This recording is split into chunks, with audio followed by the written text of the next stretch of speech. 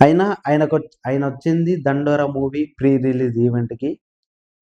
వచ్చింది ఆ పని చూసుకొని వెళ్ళిపోక, ఇలాంటివి చేయడం కూడా కొంచెం మనం ఆలోచించుకోవాల్సిన విషయమే. ఎందుకు అంటే సినిమాకి సంబంధించిన విషయాలు మాట్లాడాలి. దాంట్లో నటించిన హీరో, హీరోయిన్‌ల గురించి మాట్లాడాలి.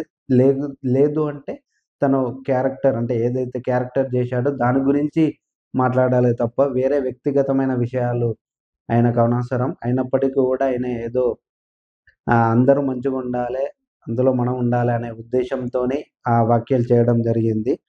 దాన్ని కొందరు వివాదాస్పదంగా మార్చారు. దీనిపైన చాలా చాలామంది స్పందించారు గూడా. ఎవరిష్టం వాళ్ళది. నా బాడీ, నా బట్టలు అని కొంతమంది. ఇది మహిళా కమిషన్ దాకా కూడా వెళ్ళింది. అది సీరియస్ అయింది. నోటీసులు పంపించడం జరిగింది.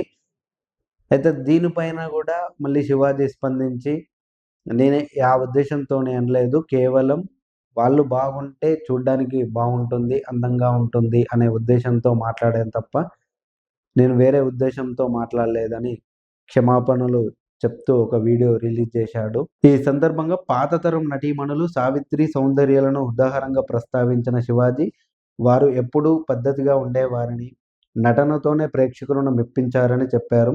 నేటి తరం హీరోయిన్‌లు కూడా అందాల ప్రదర్శన కన్నా నటనకు ప్రాధాన్యం ఇవ్వాలని హితవు పలికారు. అయితే ఈ సలహాల మధ్య ఆయన ఉపయోగించిన కొన్ని పదాలు తీవ్ర అభ్యంతరాన్ని దారితీశాయి. ప్రత్యేకంగా సామాన్లు, దరిద్రపు ముండలు వంటి పదాలను పబ్లిక్ స్టేజ్‌పై ఉపయోగించడం అవసరమా? అనే ప్రశ్న ఇప్పుడు సోషల్ మీడియాలో పెద్ద చర్చగా మారింది.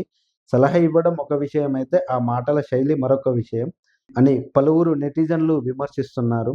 ఒక నటుడు, అది కూడా పబ్లిక్ వేదికపై మాట్లాడేటప్పుడు మరింత సంయమనంతో వ్యవహరించితే బాగుండేదని అభిప్రాయపడుతున్నారు.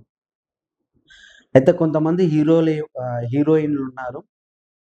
రీసెంట్‌గా 'సాయి పల్లవి' గాని, అంతకుముందు 'సావిత్రి' గాని, లేదంటే 'సౌందర్యలు' గాని, వీళ్ళు ఏ సినిమాలో గాని, లేదు అంటే సినిమా అయిపోయిన తర్వాత ప్రీ రిలీజ్ ఈవెంట్‌లో గాని, లేదు అంటే మూవీకి సంబంధించిన ప్రమోషన్స్‌లో గాని, ఎక్కడికి వెళ్ళినా చాలా చక్కగా అంటే చీరకట్టులో, లేదు అంటే సాంప్రదాయమైన పద్ధతిలో వెళ్ళేవారు.